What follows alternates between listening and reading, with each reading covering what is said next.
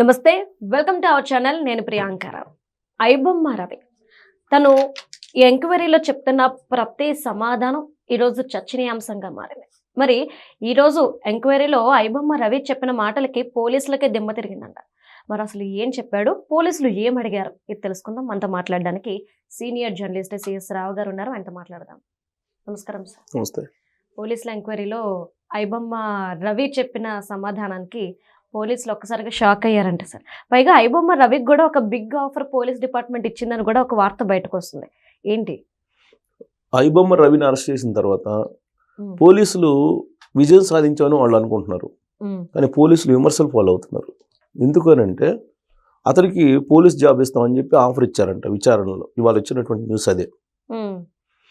ఎవరైనా సరే ఒక నేరస్తుని లేదా నేరారోపణలు ఎదుర్కొంటున్నటువంటి వాళ్ళని అరెస్ట్ చేసినప్పుడు విచారణలో నీకు మేము ఆఫర్ ఇస్తాము, పోలీస్ డిపార్ట్మెంట్లో ఉద్యోగం ఇస్తాం, మీరు చేరతారని చెప్పి అడుగుతారు. ఎవరన్నా అడిగారనంటే అతని నేరారోపణ నిజం కాదనే కదా, పోలీసులు చేసినటువంటి నేరారోపణ నిజం కాదనే కదా.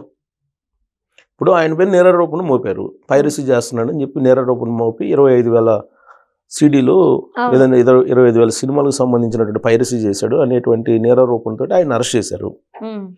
అరెస్ట్ చేసినప్పుడు పోలీస్ డిపార్ట్మెంట్లో జాబ్ ఇస్తానని చెప్పి ఎలా విచారణలో వీళ్ళు అడుగుతారు?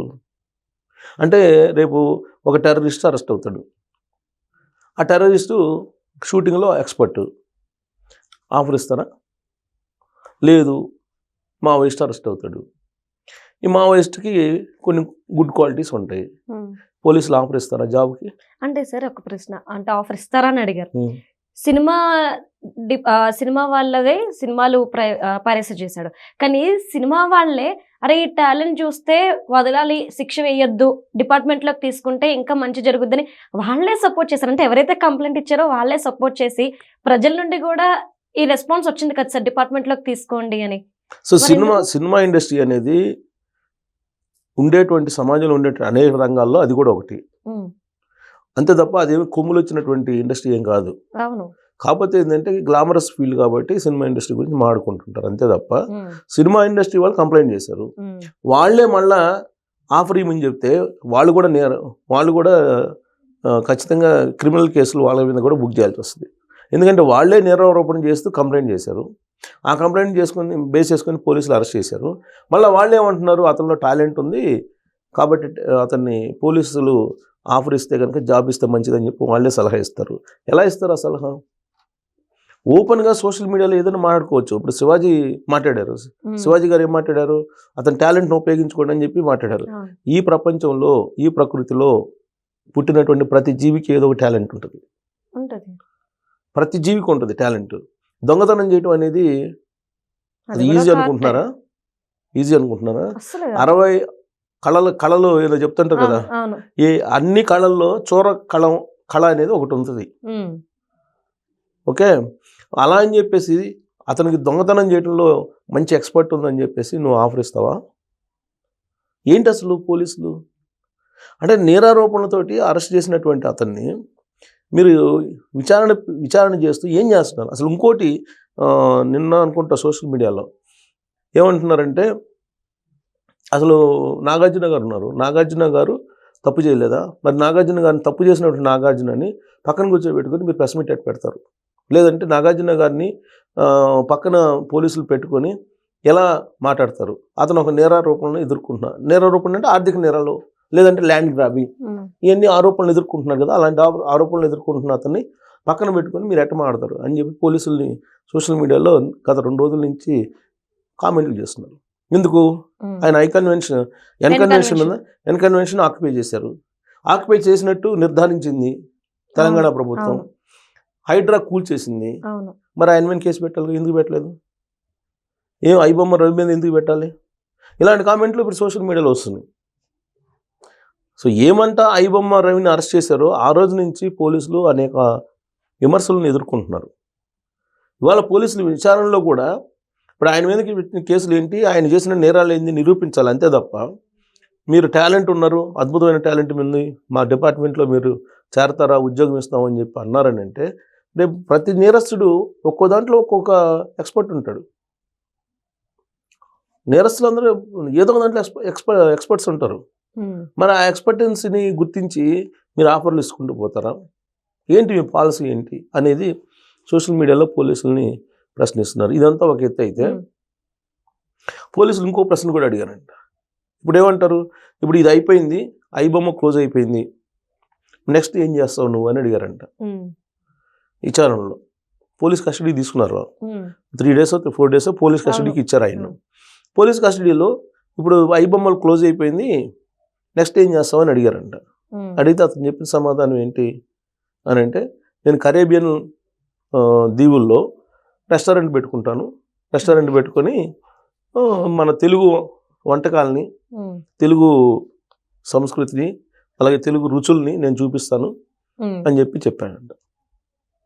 నెక్స్ట్ ఐబొమ్మ క్లోజ్ అయిపోయిందని వీళ్ళు నిర్ధారిస్తున్నారు. అట్ ద సేమ్ టైం ఇంకోటి ఏందో తెలుసా, ఐబొమ్మ క్లోజ్ కాల. ఐబొమ్మ ఇప్పుడు రవి కంటే కూడా బాగా పైరసీ చేసేటువంటి వాళ్ళు, సైబర్ నేరాలు చేసేటువంటి వాళ్ళు వాళ్ళ టీంలో ఉన్నారని చెప్పి పోలీసులే అనుమానిస్తున్నారు విచారణలో. మరి ఐబొమ్మ ఎలా క్లోజ్ అవుతుంది? ఐబొమ్మ కాబట్టి ఇంకొక బొమ్మ వస్తుంది. ఐబొమ్మ బదులు ఇంకోటి ఏదో పెట్టారు కదా, అది దాన్ని ఆ పేరుతోటి రిలీజ్ చేస్తున్నారు కదా ఇప్పుడు.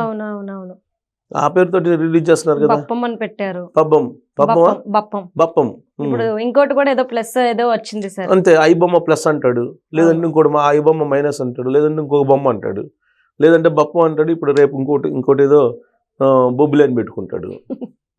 ఏదో పెట్టుకుని చేసేవాళ్ళు. ఇప్పుడు రవికుమార్ని అరెస్ట్ చేసినంత మాత్రాన సినిమా ఇండస్ట్రీకి పైరసీ ఆగిపోతుంది, పైరసీ ఉండదు అనుకోవడానికి లేదు. అదేదో ఒక్క మనిషి చేసేది కాదు కదా, ఒక పెద్ద టీమే ఉంది. ఆ టీం కూడా ఎక్కడ ఉంది? ఇండియాలో ఉందా? ఇండియాలో లేదు. ప్రపంచవ్యాప్తంగా వాళ్ళ టీం ఉంది. వాళ్ళు చేయకుండా ఎందుకు ఆగుతారు? ఎందుకు కాముకుంటారు? ఎట్టి బస్సులో కాముకుంటారు. పైరసీ ఖచ్చితంగా కంటిన్యూ అవుతుంది. ఇది తెలిసి కూడా పోలీసులు ఐబొమ్మ క్లోజ్ అయిపోయింది కదా, నెక్స్ట్ ఏం చేస్తావు అని చెప్పి ఆయన అడగడం. ఆయన ఏం చెప్పాడు, సింపుల్గా చెప్పేశాడు, కరీబియన్ దీవుల్లో రెస్టారెంట్ పెట్టుకుంటానని. అంతే తప్ప పోలీస్ డిపార్ట్మెంట్లో నేను మీకు సేవలు చేయను, నా టాలెంట్ని నేను మీకు ఇవ్వాల్సిన అవసరం లేదు అని చెప్పాడు. అది ఏ విధంగా తీసుకోవాలి పోలీసులు విచారణ? మరి పోలీసులు విచారణలో ఆ విధంగా రెస్పాండ్ అయ్యాడంటే అతను ఏ విధంగా మనం భావించాలి? అతనికి తన మీద ఒక క్లారిటీ ఉందని. అతనికి క్లారిటీ ఉంది, లేదు ఎవరికి? మనకి, పోలీసులకి లేదు. మనకు కాదు, మనకు కూడా క్లారిటీ ఉంది, పోలీసులకే లేదు. ఇప్పుడు పోలీసులు ఇప్పుడు వాళ్ళు ఎవరో సోషల్ మీడియాలో రకరకాల అభిప్రాయాలు చెప్తుంటారు. అంత మాత్రం చేత ఆ అభిప్రాయాలని బేస్ చేసుకొని మేము ఆఫర్ ఇస్తాం ఉంటారా అడిగితే, రవికుమార్ కన్నా ఎక్స్పర్ట్స్ చాలామంది ఉన్నారు. సైబర్ సెక్యూరిటీకి సంబంధించి కోర్సులు చేసినటువంటి వాళ్ళు చాలామంది ఉన్నారు. ఈ పైరసీలకి కట్టడి చేసే ఎక్స్పర్ట్స్ బోల్డ్ ఎంతమంది ఉన్నారు మార్కెట్లో. మీరు వాళ్ళని ఆఫర్ చేసి మీరు టెస్టులు పెట్టుకొని టాలెంట్ని గ్యాదర్ చేసుకోవాలి. కానీ ఒక నేరారోపణ ఎదుర్కొంటున్నటువంటి అతన్ని విచారణలో ఈ విధమైనటువంటి విచారణ చేసి మీరు ఆఫర్ ఇస్తున్నారంటే మరింత అబ్బాస్ పాలు కావటమే కదా. అసలు రవికుమార్ని అరెస్ట్ చేశారా వీళ్ళు, లేదంటే వాళ్ళ సతీమణి ఇచ్చిన ఇన్ఫర్మేషన్కి వీళ్ళు అరెస్ట్ చేశారా అనేది ఒక అంశం. ఇంకోటి ఏంది, అసలు వీళ్ళు ఛాలెంజ్ చేశాడు కాబట్టి మేము అరెస్ట్ చేసామని అన్నారు. అంటే ఛాలెంజ్ చేయకపోతే అరెస్ట్ చేయరా మీరు? రవికుమార్ ఛాలెంజ్ చేశాడు అంటే ఛాలెంజ్ అన్నారు కాబట్టి సార్, పొద్దున్న నేను ఒకటి సిపి గారికి మరో ఛాలెంజ్ వచ్చిందంట, ఛాలెంజ్ చేశారు కాబట్టి అరెస్ట్ చేశారు అని చెప్పి ఒక 10 ఛానల్ వరుసగా వచ్చినాయి అంట సోషల్ మీడియాలోకి.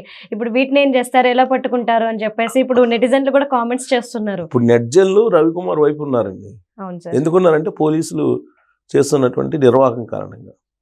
ఇప్పుడు ఛాలెంజ్ చేయకపోతే, ఇప్పుడు ఆల్రెడీ రవికుమార్ ఛాలెంజ్ చేశాడు, మీకు చేతనైతే పట్టుకోండి, మీ పట్టుకుంటే మీ సంగతి చూస్తాను, మీ మొత్తం బతుకులు బయట పెడతానని చెప్పి ఛాలెంజ్ చేశాడు. అందుకని మేము అరెస్ట్ చేసామని చెప్తున్నారు వీళ్ళు. ఛాలెంజ్ చేయకపోతే ఇంక చేయరా, పైరసీని పట్టుకోరా? రవికుమార్ని అరెస్ట్ చేసి లోపల పెడితే పైరసీ ఆగిపోతుందా? చెప్పమనండి వాళ్ళని. అంటే రవికుమార్ ఐబొమ్మ కంప్లైంట్ ఇచ్చారు కాబట్టి అరెస్ట్ చేశారు సార్. మూవీ రూల్స్ లాంటివి ఇంకా ఉన్నాయిగా, వచ్చిందే మూవీ రూల్స్, ఐబొమ్మ లేటెస్ట్ అంతే. నేను అదే చెప్తుంది, బోల్డన్ ఉన్నాయి. ఐబొమ్మ కాబట్టి ఇంకో బొమ్మ, బప్పం లాంటిది బోల్డన్ ఉంటాయి. మరి వీళ్ళందరినీ ఏంటి అంటే రవికుమార్ని అరెస్ట్ చేసినంత మాత్రం మొత్తం పైరసీ ఆగిపోయినట్టు వీళ్ళు అనుకుంటున్నారా? పైన విచారణలు ఏమన్నా కరెక్ట్గా చేశారా?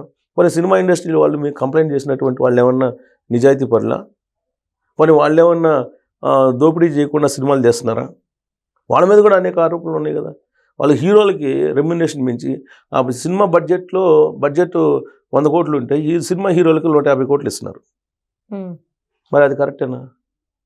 ఇప్పుడు సినిమా రిలీజ్ అవుతుందంటే టికెట్లు పెంచుకునే దానికి ప్రభుత్వాలు అనుమతిస్తున్నాయి. అది కరెక్టేనా? అది దోపిడీ కదా. అంటే అఫీషియల్ దోపిడీ, ఇదేమో అన్అఫీషియల్ దోపిడీ, అంతే తేడా. సో కాబట్టి దీని మీద ఇప్పటికీ విమర్శలు ఉన్నాయి. పోలీసులు వెంటాడుతున్నాయి విమర్శలు, నెట్జల్ని కూడా వెంటాడుతున్నారు. ఇప్పుడు ఆఫర్ ఇస్తామని అంటే రేపు నేరస్తులందరూ నాకు ఆఫర్ చేయండి, నేను గన్ షూట్లో నేను ఎక్స్పర్ట్ని అంటాడు. ఇంకోటి నేను కత్తి తోటి మర్డర్ చేయడంలో ఎక్స్పర్ట్ అని అంటాడు. ఇస్తారా?